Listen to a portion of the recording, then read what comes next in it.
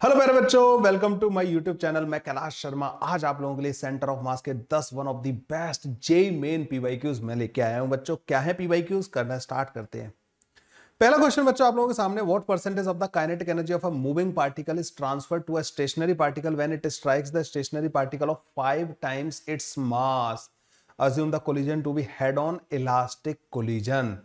तो बच्चों यहाँ पे हो क्या रहा है कि एक स्मॉल एम मास का पार्टिकल जो एक बड़े 5m मास के पार्टिकल से आके टकरा रहा है। ठीक है, ये ऐसा कुछ हो रहा है यहाँ पे ना, वी नॉट की स्पीड से इससे जाके टकरा रहा है। ठीक है, ओके। टकराने के बाद बच्चों ये बोल रहे हैं कि कितनी काइनेटिक एनर्जी को ये ट्रांसफर कर देगा। टक्कर के बाद बच्चों इनकी जो टक्कर के बाद जो इसकी जो वेलोसिटी होंगी वो हम कुछ ऐसे करके लिख लेते हैं पहले ना। मान लो इसकी v1 हो जाएगी, मान लो इसकी वेलोसिटी v1 हो जाएगी m वाले की, और 5m वाले की बच्चों v2 हो जाएगी। ठीक है, v2 हो गई 5m वाले की। ठीक है, v1 और v2 हो गई। बस मुझे फाइनल काइनेटिक एनर्जी पता कर लेनी है, इसकी इनिशियल काइनेटिक एनर्जी में से डिफरेंस ले लेना है, पता लग जाएगा कितना परसेंट एनर्जी इसने ट्रांसफर की। मतलब तुम समझ रहे हो, इसकी जो काइनेटिक एनर्जी है उसमें से कितनी बचेगी। तो जो इसने दूसरे वाले को ट्रांसफर कर दी होगी ना, जो दूसरे वाले को ट्रांसफर कर दी होगी बच्चों, क्योंकि एनर्जी तो यहाँ पे काइनेटिक एनर्जी तो कंजर्व रहने वाली है before collision and after collision, not during collision. Before collision and after collision kinetic energy conserve रहने वाली है क्योंकि इलास्टिक कोलिजन है। तो आप क्या करोगे कि या तो ऐसे पता कर लो कि 5m वाले के पास कितनी काइनेटिक एनर्जी आ जाएगी, वो पता कर लो, और उसको देख लो कि वो स्टार्टिंग वाली काइनेटिक एनर्जी का कितना परसेंट है। वो कोई एक ही बात है। ठीक है, तो मतलब v2 कैलकुलेट कर लेते हैं। कोलिजन में बच्चों कौन कौन से फंडे लगाते हैं, अगर इलास्टिक कोलिजन होता है तो velocity of separation velocity of approach के बराबर होती है। सेपरेशन वेलोसिटी कितनी होगी बच्चों यहाँ पे, v2 माइनस का v1 के बराबर। अप्रोच वेलोसिटी कितनी होगी बच्चों, v0 के बराबर। और कौन सा फंडा लगाते हैं बच्चों हम लोग जो है, मोमेंटम कंजर्वेशन। तो 5mv2 माइनस का m, सॉरी प्लस का mv1, ये बराबर होना चाहिए बच्चों m इंटू वी नॉट के। ठीक है, दोनों को बच्चों कर देंगे डिवाइड, डिवाइड कर मतलब पहले तो m से m उड़ा दो, डिवाइड नहीं, दोनों को ऐड कर देना, v1 कट जाएगा बच्चों, तो 6v2 जो आ जाएगा ना हमारे पास, वो बच्चों 2v0 के बराबर आ जाएगा। तो v2 की वैल्यू जो आ जाएगी ना बच्चों हमारे पास, वो v0 डिवाइडेड बाई 3 के बराबर आ जाएगी। तो काइनेटिक एनर्जी जो 5m मास वाले की जो काइनेटिक एनर्जी आएगी ना बच्चों, half 5m into v0 by 3 का स्क्वायर। ठीक है, तो ये आ जाएगी 5m v0 का स्क्वायर डिवाइडेड बाई 18 के बराबर। ये हो गई बच्चों इसकी काइनेटिक एनर्जी, कौन से वाले की, 5m वाले मास की। ठीक है, 5m वाले मास के बाद जो काइनेटिक एनर्जी आई है वो इतनी आई है। ये इसकी एनर्जी का कितना परसेंट है, तो परसेंटेज ऑफ एनर्जी जो ट्रांसफर हुई, जो ट्रांसफर हुई है बच्चों ना, ट्रांसफर्ड, तो वो आ जाएगी बच्चों 5m v0 का स्क्वायर डिवाइडेड बाई 18 जो है, इस mv0 स्क्वायर डिवाइडेड बाई 2 का कितना परसेंट है, इसको 100 से बस मल्टीप्लाई और कर देना। ठीक है, ओके। तो ये आ जाएगा बच्चों 500 डिवाइडेड बाई 9, तो ये कुछ बनेगा 9 पंचे 45, 55.5% आ रहा होगा बच्चों। सी ऑप्शन बच्चों करेक्ट ऑप्शन आ रहा होगा। सी ऑप्शन बच्चों करेक्ट ऑप्शन होगा। डन भाई, नेक्स्ट क्वेश्चन पे चलते बच्चों। As per the given figure a small ball P slides down a quadrant of the circle and hits the another ball Q of equal mass which is initially at rest, neglecting the effect of the friction and assume the collision to be elastic, the velocity of the ball q after collision will be। ये बच्चों एक P पे एक ball को आपने release किया, ये जाएगी यहाँ पे, इसके पास काइनेटिक एनर्जी आएगी, फिर ये इससे क्यू वाली से जाके टकरा जाएगी। ठीक है, फ्रिक्शन है नहीं, कोलिजन बच्चों इलास्टिक है, दोनों बॉल बच्चों आइडेंटिकल है। ठीक है, initially at rest Q ball of equal मास। आपको पता होना चाहिए बच्चों, जब पी वाली बॉल यहाँ पे आएगी, जब हेड ऑन इलास्टिक कोलिजन हो रहा होता है ना किसी का, तो वेलोसिटीज इंटरचेंज हो जाती हैं। You remember this. अगर कोई m मास की बॉल है यहाँ पर रखी हुई है और दूसरी m मास की बॉल इससे आके टकरा रही है, ठीक है, तो क्या होता है,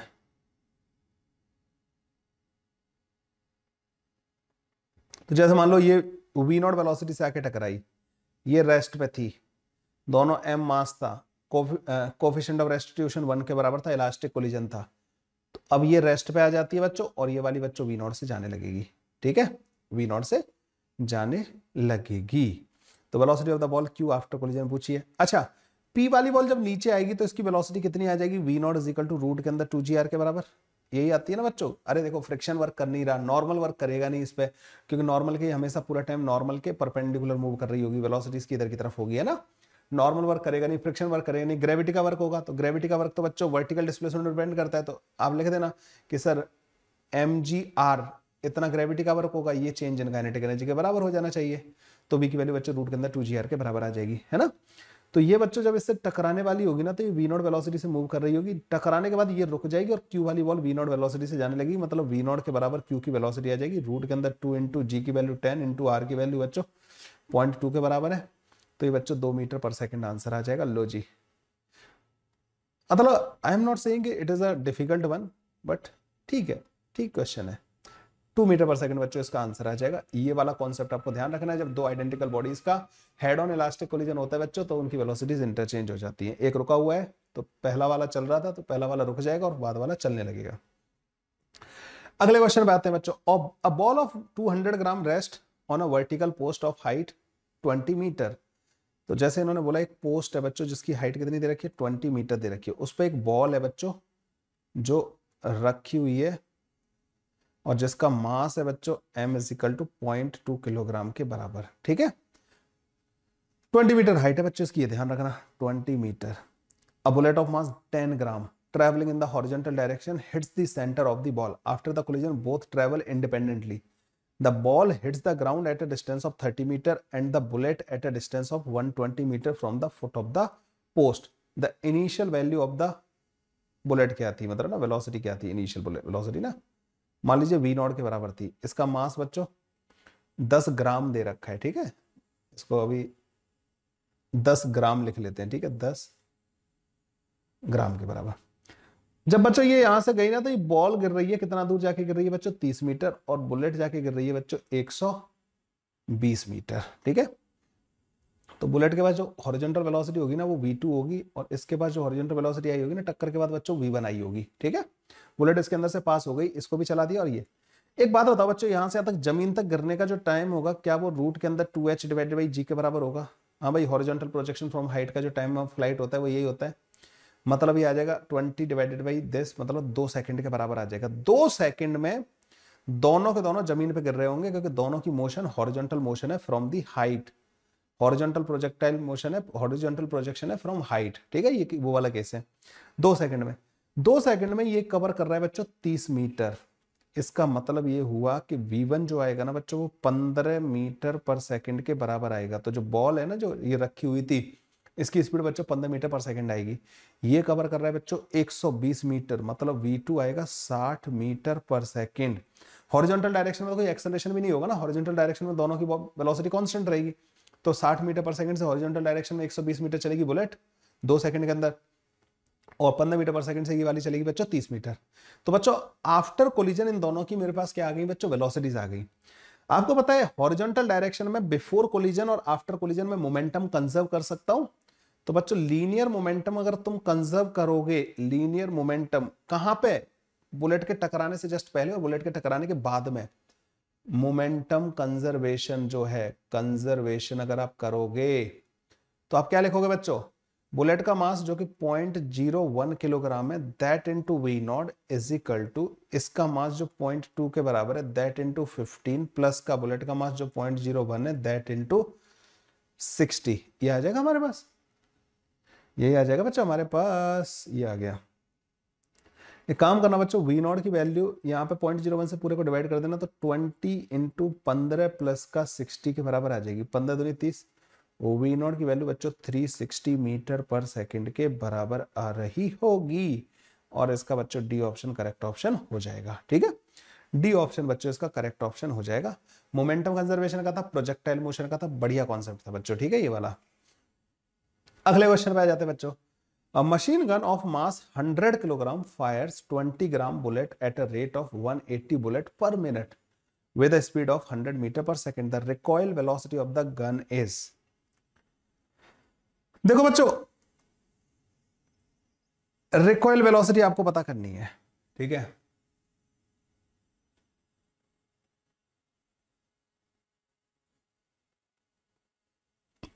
तो मशीन गन है बच्चों 10 किलोग्राम की है, 20 ग्राम की बुलेट फायर कर रही है बच्चों, कितनी रेट से? अच्छा रेट पता कर लो बच्चों ना, इसको एक काम करो, पर मिनट फायर कर रही है 180, मतलब 3 बुलेट पर सेकंड फायर कर रही है, ठीक है। 1 सेकंड में 3 बुलेट फायर कर रही है बच्चों ना। तो बच्चों जो बुलेट मोमेंटम लेके जा रही होंगी वो कितना लेके जा रही होंगी, 3 बुलेट 1 सेकंड में कितना मोमेंटम लेके जा रही होंगी, तो डेल्टा पी पर सेकंड जो बुलेट लेके जा रही होंगी वो होगा बच्चों 3 इंटू 0.02 मास, इतना हो गया। और किस वेलोसिटी से जा रही है बच्चों, 100 मीटर पर सेकंड की से। तो मोमेंटम जो ये लेके जा रही होंगी ना बच्चों वो 6 न्यूटन सेकंड के बराबर होगा। पर सेकंड जो मोमेंटम लेके जा रही होंगी ना वो इतना लेके जा रही होंगी। इतना ही मोमेंटम बच्चों इंपार्ट हो रहा होगा किस पे, गन के ऊपर। तो डेल्टा पी ऑन गन पर सेकंड कितना आ जाएगा बच्चों, डेल्टा पी जो मोमेंटम जो ट्रांसफर हो रहा होगा गन के ऊपर पर सेकंड, वो भी 6 के बराबर आ जाएगा, है ना। और इसको बस bullet M into v recoil के बराबर कर देना बच्चों। तो वी रिकॉइल जो आ जाएगा ना 6 डिवाइड बाई 10, तो 0.6 मीटर पर सेकंड के बराबर आ जाएगा। एंड डी ऑप्शन बच्चों इसका करेक्ट ऑप्शन हो जाएगा। ठीक है, डी ऑप्शन बच्चों इसका करेक्ट ऑप्शन हो जाएगा। अच्छा, अगर आप इसमें ये कंसीडर करोगे सर एक बुलेट जब फायर होगी तो मतलब गन की स्पीड इतनी कम होगी कि 100 मीटर पर सेकंड के सामने आप उसमें उसका इफेक्ट कंसीडर करने की जरूरत भी नहीं है। तो मैंने तो ये किया बच्चों ना, मैंने सिंपल सा कहा कि पहले ही सिस्टम रेस्ट पे था, ठीक है, बुलेट प्लस गन रेस्ट पे थे। बुलेट 1 सेकंड में जितनी बुलेट निकली ना, 1 सेकंड में हमने देखा कि इसका कितना मोमेंटम आया। 1 सेकंड में उतना ही मोमेंटम इसके पास आना चाहिए क्योंकि नेट मोमेंटम 0 होना चाहिए, मतलब मोमेंटम कंजर्व रखना है।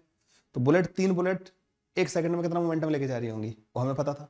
1 सेकंड में हमने वही मोमेंटम किसको दे दिया, गन को दे दिया, काम खत्म हो गया। ठीक है, ऐसे करके बच्चों हमारा आ जाएगा रिकॉइल स्पीड 0.6 मीटर पर सेकंड के बराबर। थोड़ा सा हट गया था ये क्वेश्चन ना।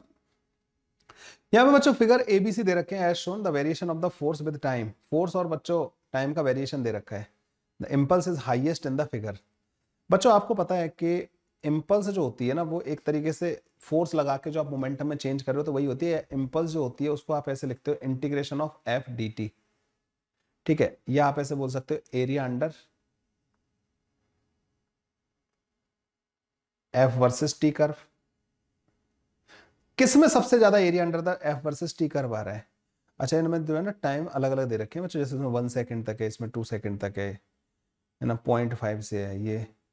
ओके, इसका एरिया कैलकुलेट करना बच्चों कितना आ रहा होगा, हाफ 2 इंटू 0.5, तो यार होगा 0.5 के बराबर। इसका एरिया कैलकुलेट करना हाफ 3/4 इंटू 1, 3/8 के बराबर आ रहा होगा, which is very close to 0.4। ठीक है, इसका एरिया आ रहा होगा बच्चों 2 इंटू 5, यही आ रहा होगा सबसे ज़्यादा, 2 इंटू 0.5, ये 1 के बराबर आ रहा होगा। ये एरिया आ रहा होगा हाफ 1 इंटू 1/2, ये तो 0.25 के बराबर आ रहा होगा। ठीक है, ये आ रहा है बच्चों सबसे ज़्यादा। बी वाले फिगर का बच्चों एरिया सबसे ज़्यादा, उसी का इम्पल्स सबसे ज़्यादा होगा। ठीक है, इम्पल्स जो बी वाले में होगा बच्चों वो सबसे ज़्यादा होगा इस वाले में। ठीक है, चलो अगले क्वेश्चन पे आते हैं बच्चों।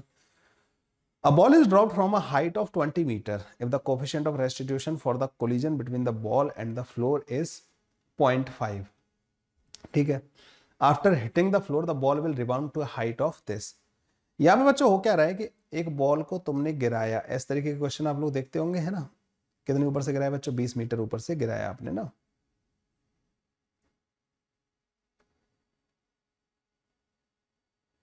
ओके, इसकी जो स्पीड होगी ना बच्चों वी नॉट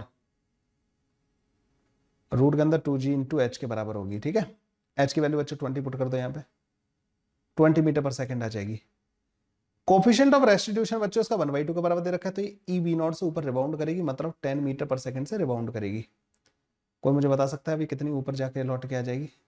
अब एच मैक्स का जो फॉर्मूला होगा ना 10 का स्क्वायर डिवाइड बाई 2g के बराबर होगा, which comes out to be 5 metre, and that will be your answer। खत्म। काइनेमेटिक्स और कोलिजन का क्वेश्चन था बच्चों, ऐसे करके निपट जाएगा। बड़े आराम से हो गए बच्चों, क्वेश्चन खत्म, है ना। ऐसे होते छोटे छोटे क्वेश्चन आते हैं। A man of 60 kilogram is running on the road and suddenly jump into a stationary trolley car of mass 120 kilogram. Then the trolley car start moving with a velocity of 2 meter per second. The velocity of the man was, initially man था बच्चों, ये trolley थी, ये run कर रहा था बच्चों we not की स्पीड से, ये रुकी हुई थी। अब क्या हो गया बच्चों, ट्रॉली और मैन दोनों चल रहे हो ना, ये इस पे आके बैठ गया। Now they both are going with 2 metre per second. Momentum conservation, that's all. Linear momentum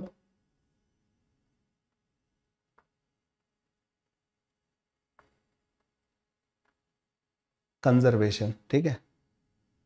तो लीनियर मोमेंटम कंजर्वेशन से बच्चों 60 वी नॉट जो होगा ना बच्चों 180 इंटू 2 के बराबर हो जाएगा। तो वी नॉट की वैल्यू बच्चों 6 मीटर पर सेकंड के बराबर आ जाएगी। तो ये बच्चों 6 रहा होगा आंसर इसका, ठीक है। 6 मीटर पर सेकंड आ जाएगा बच्चों हमारे पास आंसर। अगला क्वेश्चन बच्चों, a pendulum of length 2 metre consist of a wooden bob of mass 50 gram, a bullet of mass 75 gram. Bullet का मास ज्यादा दे रखा है। Fire toward the stationary bob with a speed v. The bullet emerges out of the bob with a speed of v by 3 and the bob just complete the vertical circle. Then the value of v is। खतरनाक question है बच्चों। देखो ये हो गया इस तरीके से, ठीक है। एक बुलेट आके इससे टकरा रही है, m1 मास मान लेते हैं इसका, इसका m2 मान लेते हैं, ठीक है। m1 और m2 की वैल्यू हमें दे रखी है ना। टकराने के बाद जो बुलेट है ना बच्चों that is going with v by 3 speed, ठीक है। एक काम करते हैं, इस मास को 2m लिख देते हैं, इसको बच्चों 3m लिख देते हैं, तो बुलेट का मास 3m हो जाएगा। तो m1 m2 की जरूरत नहीं पड़ेगी हमें, 3m और 2m कर दो, ठीक है। ये 3m हो गया, इसका मास 2m के बराबर हो गया। मतलब 25 ग्राम को m लिख दो, ठीक है। ऐसा हो गया बच्चों।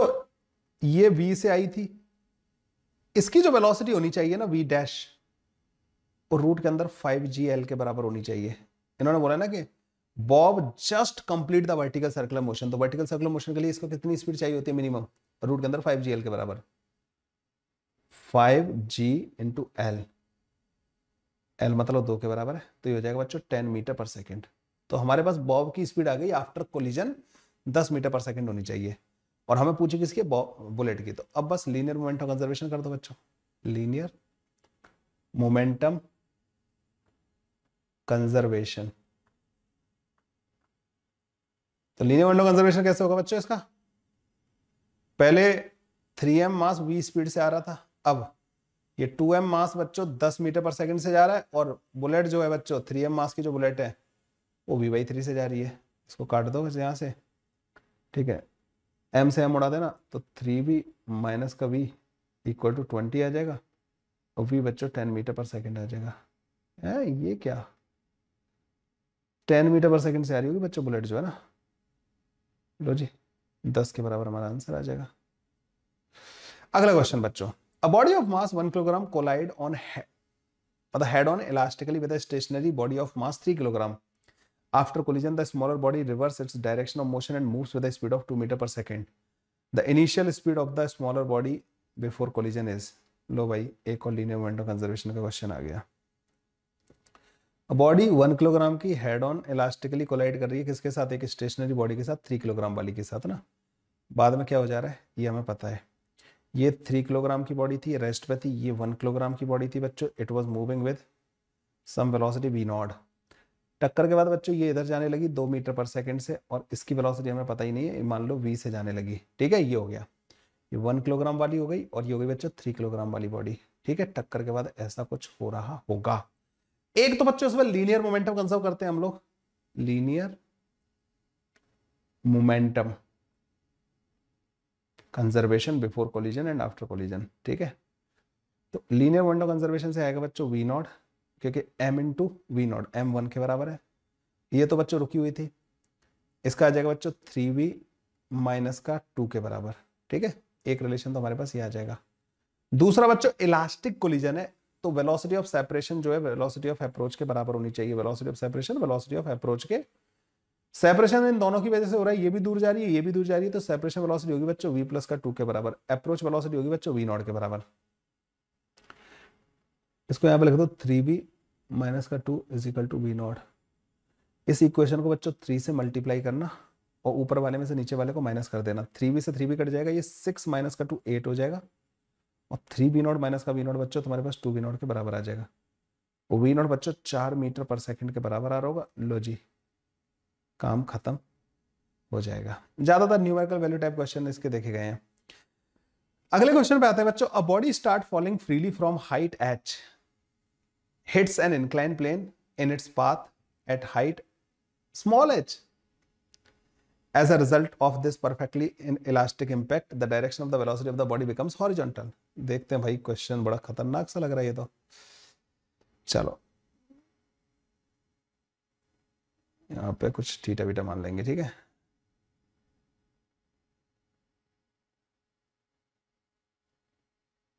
बॉडी को आपने कैपिटल एच हाइट से गिराया, ग्राउंड से हाइट मेजर होती है ना, और जिस जगह आके टकरा रही है बच्चों वहां की हाइट स्मॉल एच के बराबर दे रखी है।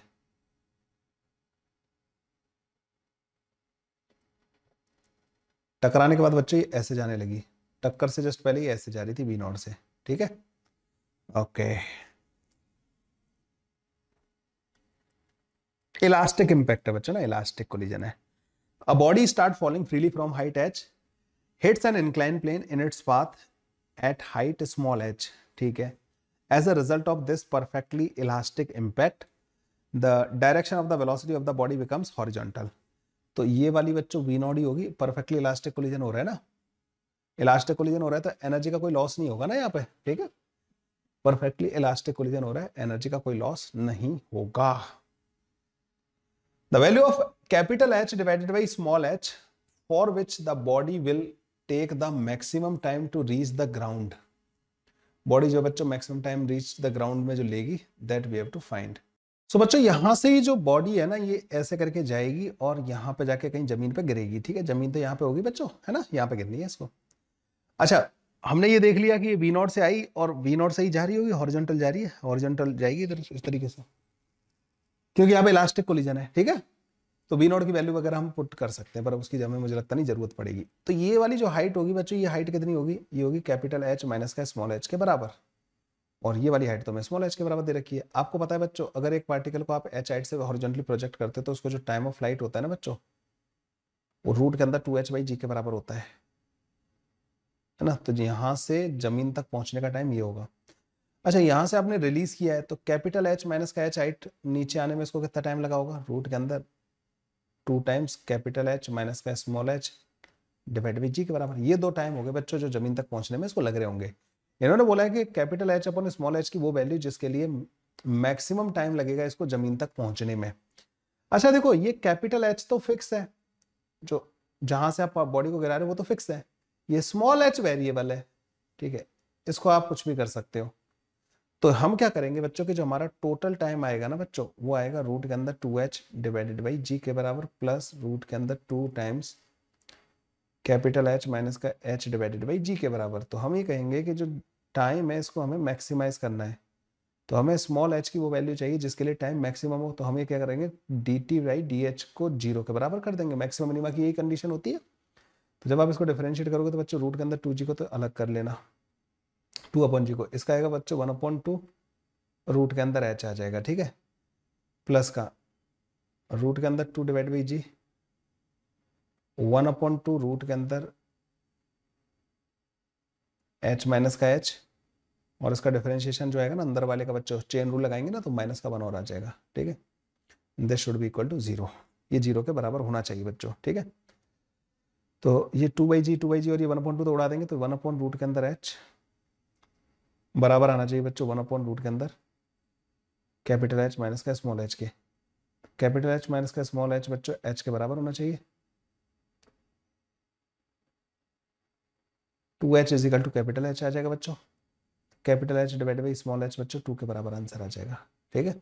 ये पूछा था इन्होंने ना, थोड़ा सा ट्रिकी क्वेश्चन था बच्चों, लेकिन बढ़िया था। मतलब कई बार ऐसा कंफ्यूजन हो सकता है कि यार ये जमीन पे कैसे पहुंच रहा होगा, इंक्लाइन पे गिरेगा, कहाँ गिरेगा, लेकिन इन्होंने इस तरीके से H और कैपिटल H में ये रिलेशन एस्टेब्लिश करना था कि जमीन तक पहुंचने का टाइम इसका मैक्सिमम हो। तो यहां से छोड़ा इसको, ये यहाँ पे v0 से आके टकराया, टकराने के बाद हॉरिजॉन्टल जा रहा है, इलास्टिक कोलिजन है तो हॉरिजॉन्टल वेलोसिटी जो होगी वो भी टकराने वाली वेलोसिटी के बराबर होगी, v0 के बराबर होगी, लेकिन कोई फर्क नहीं पड़ रहा है उससे ना, v0 की तो जरूरत ही नहीं पड़ी ना अपन को। हमें पता है कि 0 से चला h माइनस h वहां का टाइम, और फिर हॉरिजॉन्टल अगर किसी एच हाइट से पार्टिकल को प्रोजेक्ट किया तो वहां से नीचे तक का टाइम रूट के अंदर 2h/g के बराबर होता है। दोनों टाइम को ऐड करके मैक्सिमा मिनिमा की कंडीशन लगा के हमने capital H upon small h की वैल्यू फाइंड कर ली। कैसे लगे बच्चों सेंटर ऑफ मास के ये कुछ अमेजिंग से प्रॉब्लम्स?